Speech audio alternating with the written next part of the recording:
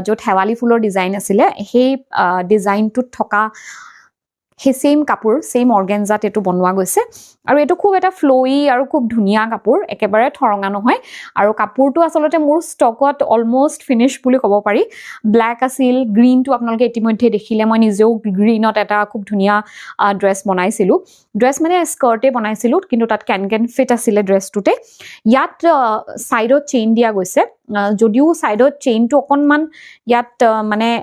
problem এটা দিগদাৰ হয় মানে ফিটিংটো কৰোতে কাৰণ অৰ্গেনজা হয় গটিকে সেই কাৰণে অকনমান চেইনটো মানে লগাওতে মানে অকমান ভয় লাগে কি জানি পিন্ধুতে কিবা মানে যেহেতু স্ট্ৰেচ নাই কাপোৰটোত কিন্তু একো নাই পিন্ধিব পাৰিব কমফৰ্টেবলি ধুনিয়াকে এটো লুকটো হয় এটো আসলতে পিন্ধাৰ পাছতহে আসল ইয়াৰ বিউটিটো ওলাব কিন্তু এতিয়া মই আপোনালোকক দেখুৱাই দিলো কেনেকুৱা লাগিছে জনাব